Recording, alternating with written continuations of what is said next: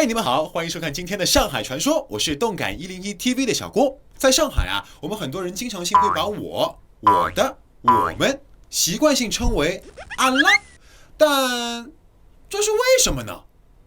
上海人我们一般说我的、我们，会用哪一个词语呢？阿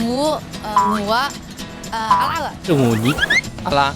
我听说这种是洋泾浜的上海话，可能是和外语有关系。哪种外语呢？是法语。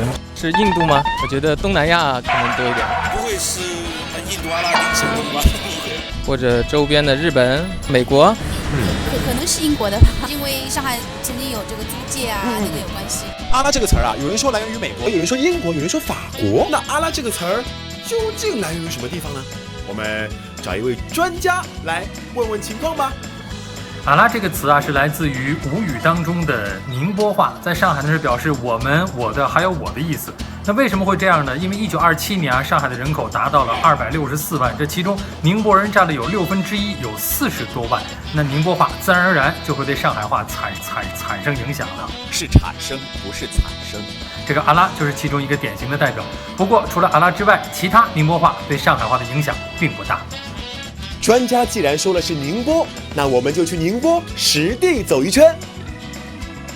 在宁波话里面，我的、我们会怎么说啊？一般是我的话就是我，那我的呢？我个。我们比较有特色就是阿拉了，是吧？那宁波有一个特产的酒叫阿拉老酒嘛。阿拉就是一个普通话的讲法了，其实应该阿拉。阿拉，其实跟上海话也差不多啊。我们小时候语文老师讲的，这个上海的那个阿拉好像是从余姚那边的方言传过去，是不是？我也不知道，这我无从考究。我余姚，我是我。那我的呢？我的。那我们呢？我啦。那有没有阿拉这个说法？阿拉有的呀。有的啊。阿拉是代表什么意思呢？阿拉也是我们，但这是宁波话。可能宁波这边各个地方的方言，可能江北啊、江东啊，或者稍微偏远一点，可能稍微有一点点的不同，反正大概的应该就这样子。的确如此啊。但我们知道阿拉这个词儿呢，确实是从宁波传过来的，但具体是宁波哪儿呢？